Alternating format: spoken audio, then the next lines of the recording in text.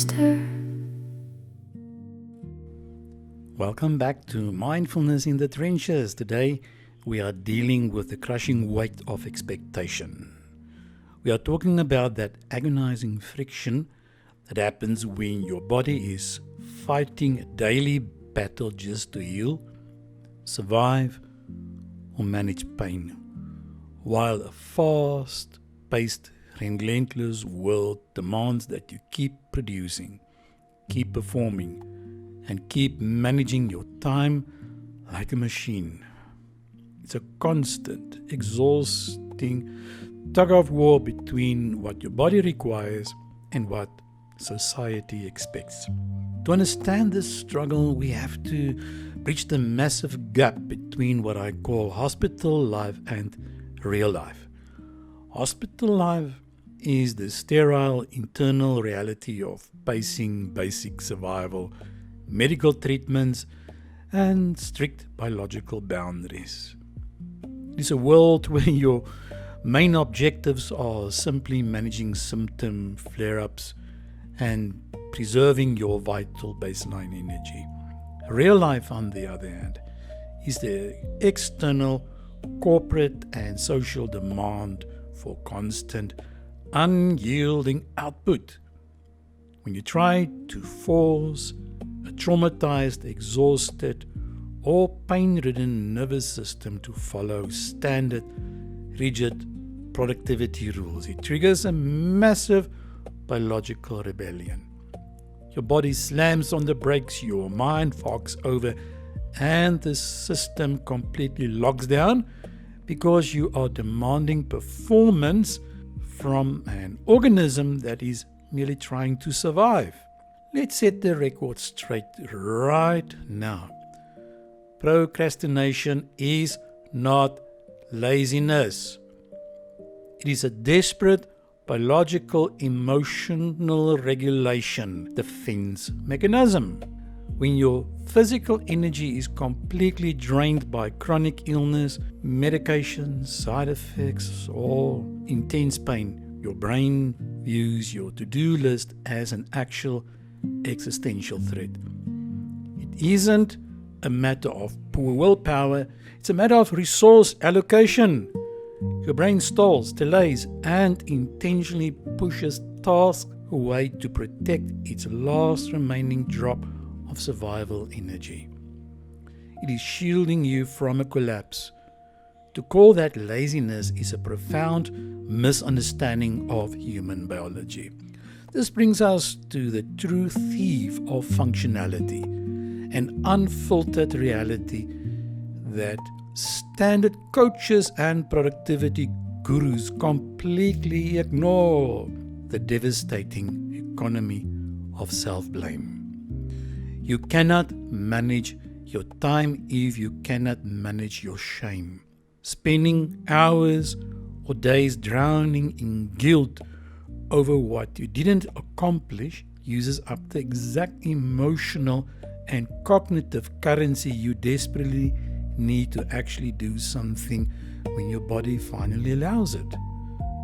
Shame demands immense cognitive power. It drains your battery while the device is turned off. Shame is an energy vampire, and it ensures that when a window of physical relief finally opens, you are too emotionally bankrupt to use it. To break this cycle, we have to throw away the conventional 9-to-5 template entirely. Burn the corporate planners, the rigid time-blocking schedules, and the hustle culture apps. Those frameworks were built by healthy people living in entirely predictable environments. In the trenches of chronic illness and pain, predictability is a complete illusion.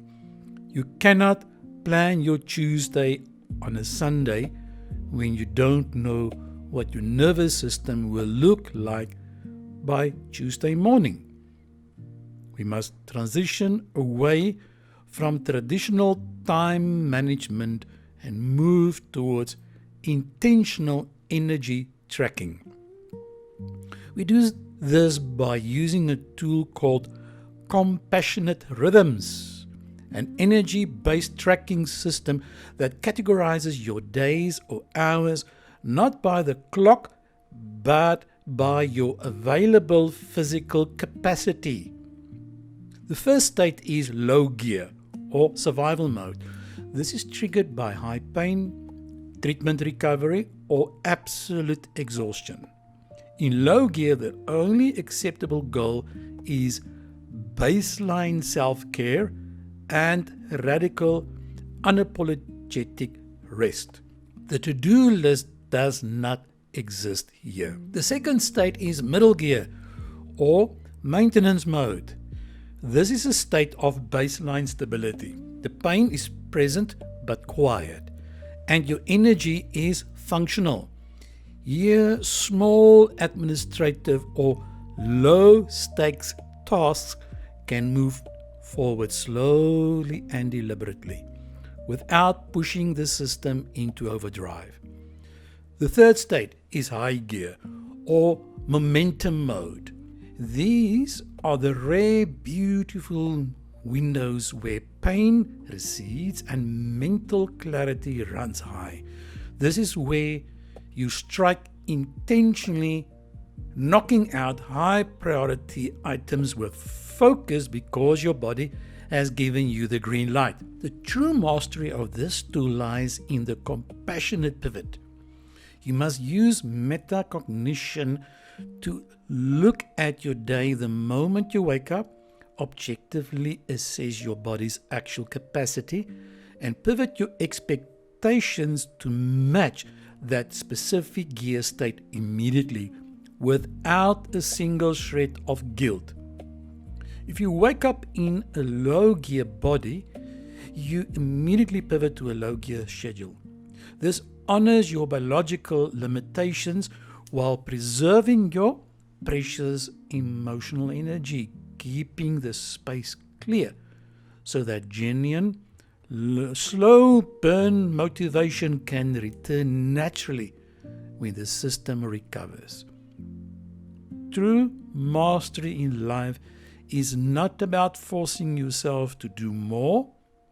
It's about protecting your internal peace and matching your output to your authentic, real-time reality. Your worth as a human being is not tied to a productivity index or an crossed-off checklist. You are allowed to exist, heal, and rest without apologizing for the space you take up.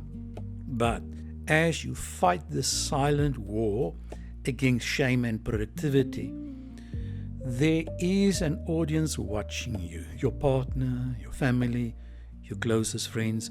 They are sitting in the trenches with you. They see you stall, they see you suffer, and out of a desperate, panicked desire to fix you, they often say and do the exact things that pull you deeper into isolation. Next time, in our episode 5, we are turning the microphone around to speak directly to them about the right way to hold the space without breathing. If what we talked today resonates with you, don't let the conversation just stop here. Real change happens when you take these concepts off the screen or out of your headphones and put them onto the page.